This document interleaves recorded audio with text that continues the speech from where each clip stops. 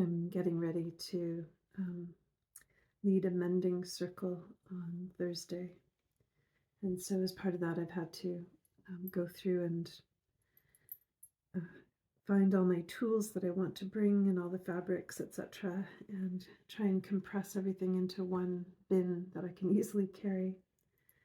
And simultaneously, I'm getting ready to spend 11 days being a grandma, taking care of my grandson while my son goes away. And so I've had to pack up things for that too. It's been a great opportunity to go through all my stuff. And one of the things that I was reflecting on while I was organizing myself is the importance of taking care of our tools and the different ways that we take care of our tools. You know, sometimes you see me wearing different amulets. Some amulets I have that you don't see. So my Ledunki little satchels. This one I use when I'm leading ceremonies. This one is a personal one that I will wear when I feel like I need to. No, you don't see the whole string that it's attached to because the string is wrapped around. And that's one of my habits is I bind, I wrap various tools,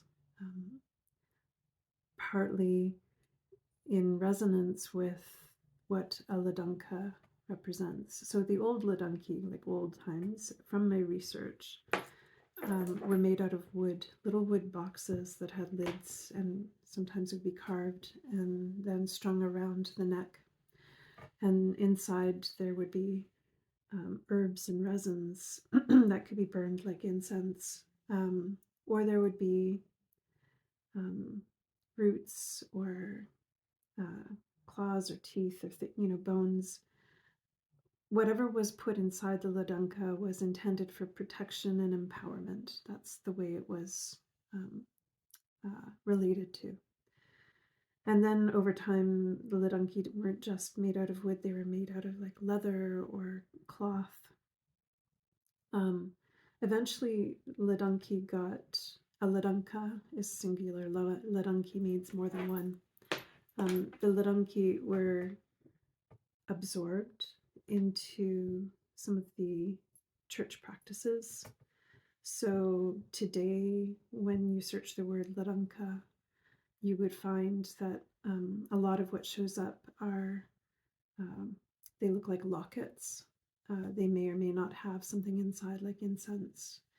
Sometimes they have symbols on them that relate to the Christian faith. They might be seen as relics as well. But the old practice was a little satchel. And so the idea behind a ledunka is that it contains, protects whatever's within, including intentions and energies that are put into the ledunka prayers. It also helps to amplify them. So containment, protection, amplification. So when I have tools or things that I work with often, I wrap them. You saw me at the beginning, I was unwrapping this. Inside of this one is actually incense. And this is not my only satchel of incense, but this one I like to keep wrapped. And I wrap them in my own sort of personally ritualistic kind of way. It's usually the same way every time. And then I bind them with an outer string or tie. And I do this for like pretty much all of my important tools. They get cared for in this way. So when this particular amulet goes to sleep at night, I usually wrap the leather all around her, or wrap it in a certain way that, it feels, again, contained.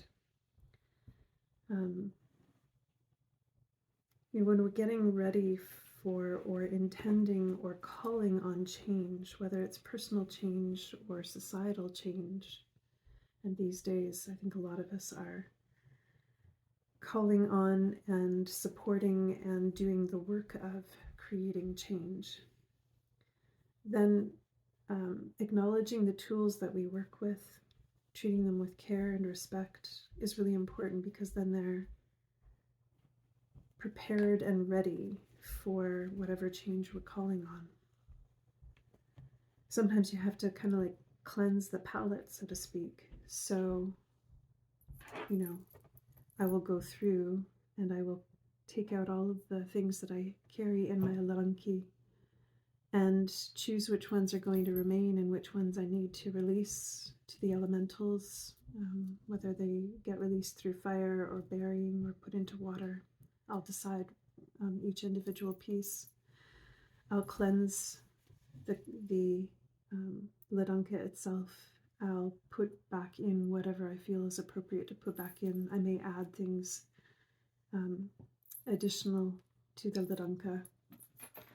And then I feel that one of my tools is has been had its palate cleansed. I feel the strength of kinship with whatever I have inside, and I feel that it's a supportive representation of the things that I find empowering.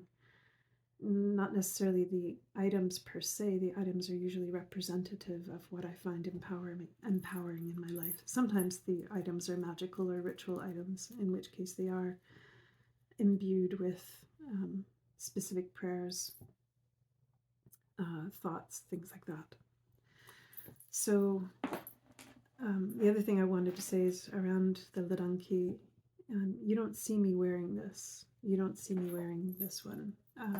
In ceremony it might be seen on my side, but I generally don't wear it out in the open. And the reason for that is that we usually will keep it closer to the heart. We don't need to have other people's energy impacting the prayer, the intention, or the medicine. It's not hidden out of fear, it's hidden out of respect for what it carries, what it represents, and for what you're working with that's close to your heart. Any of your tools that you choose to bind, it's the same thing. You're binding them out of respect for the integrity of their energy and what it is that they provide as helpers in your life. And so treating them with care and respect in that way helps to amplify the strength of what they carry, what they represent. So keep your tools in a place where they are honored. Keep their energy close to your heart. Treat them with respect. Take a day to cleanse them, repair them, make offerings to them, and honor their role in your life, especially in times of change or when you call for change or are working actively on change.